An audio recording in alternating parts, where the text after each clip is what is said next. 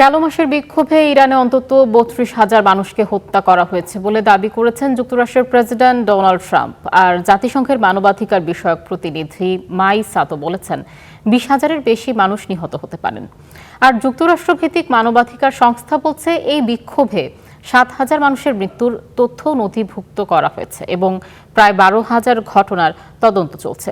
তবে এসব দাবির সপক্ষে প্রমাণ চেয়েছেন ইরানের পররাষ্ট্রমন্ত্রী আব্বাস আরাগচি।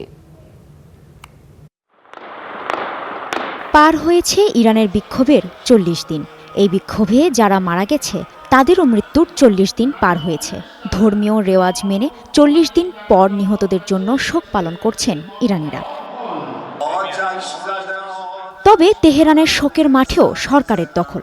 এই অনুষ্ঠানগুলোতে যোগ দিচ্ছেন সরকারের মন্ত্রী ও সেনা কর্মকর্তারা। বিপরীতে সাধারণ মানুষের শোকানুষ্ঠানগুলো হচ্ছে পাড়া মহল্লায়, অনেকটা নীরবে নিভৃতে।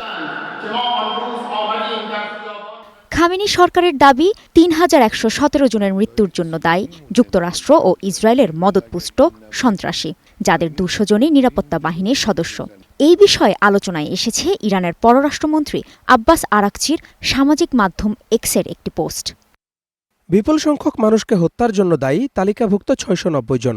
তারা যুক্তরাষ্ট্র ও ইসরায়েলের অর্থায়নে সশস্ত্র ভূমিকা পালন করেছে। আমাদের তথ্যের বস্তুনিষ্ঠতা নিয়ে কেউ প্রশ্ন তুললে দয়া করে প্রমাণ দিন।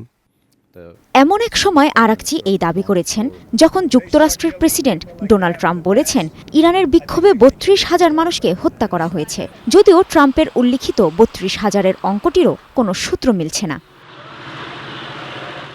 বিশেষজ্ঞরা বলছেন নিহতদের বিশাল অংশই শিশুসহ সাধারণ মানুষ। এছাড়াও আছেন বিক্ষোভের পক্ষে থাকা আইনজীবী, আহতদের চিকিৎসা দেয়া স্বাস্থ্যকর্মী, সাংবাদিক, লেখক, শিল্পী ও মানবাধিকার কর্মী। নিহতদের মধ্যে আফগান নাগরিকও কম নয়, তবে তাদের নিশ্চিত সংখ্যা জানা যায়নি। কাজী শাহরিন, স্টার নিউজ।